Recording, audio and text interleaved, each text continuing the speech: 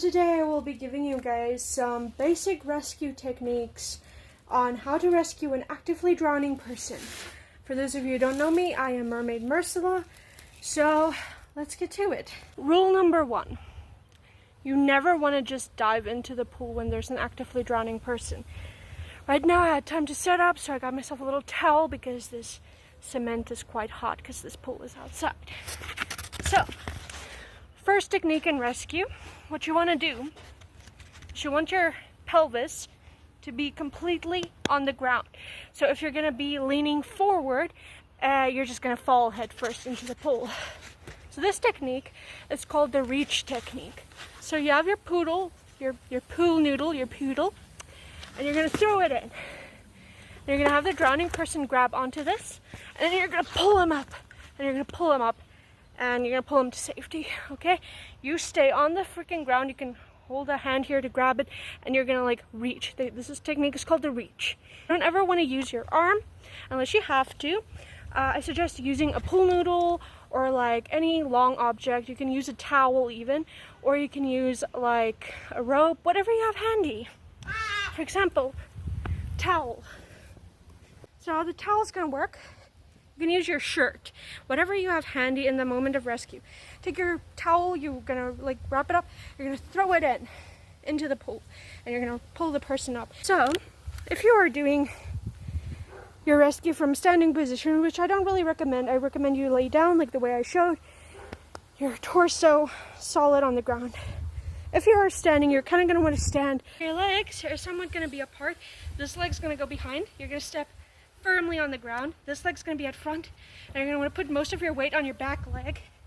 You're going to reach, you're going to pull. Your second rescue technique. Now this one I'm not going to be personally demonstrating.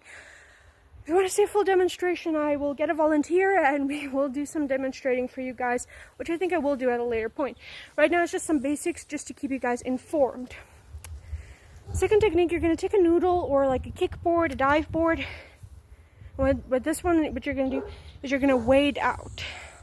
So you're going to swim. I will show you guys the correct strokes to use when doing this. The idea is you wade out, you bring the person back.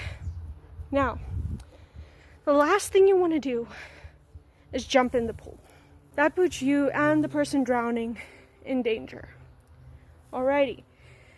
So, what do? We don't just jump in the pool when someone is actively drowning.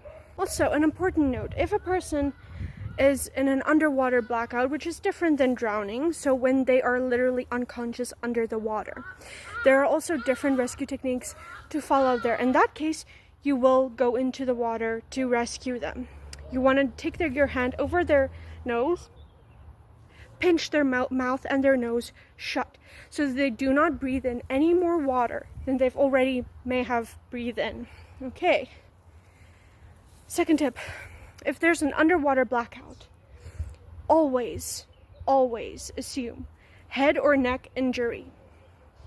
So you want to take something to support their neck. I will show you guys all the proper techniques actually inside the water with a volunteer, okay? Then I will show you guys the proper rescue techniques, both rescuing a drowning victim as well as underwater, shallow water blackouts in a pool. But once again, always assume head or neck injury first. You want to support their neck. You do not want to tug or anything on their neck that could cause further injury. So I will be making a lot more content talking about water safety.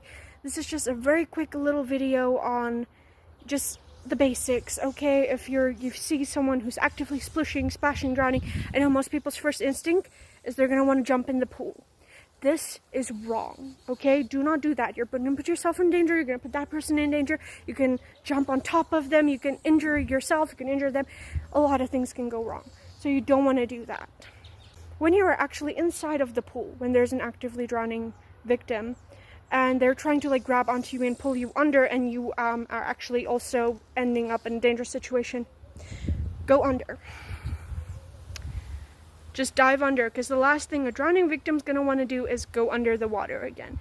So if your life is in active danger, your life is more important than the person who is in danger. Unfortunately, that's how it works. you have to save yourself first and make sure you are safe first before you can rescue anyone. Also, if you are doing swim instructor, swim teaching, I suggest always tying your hair back. You don't want your hair in your face. I also actually don't even suggest a ponytail because they're going to grab onto anything that they can. And you'll be surprised the strength of a 3-year-old kid when they feel like they're in danger.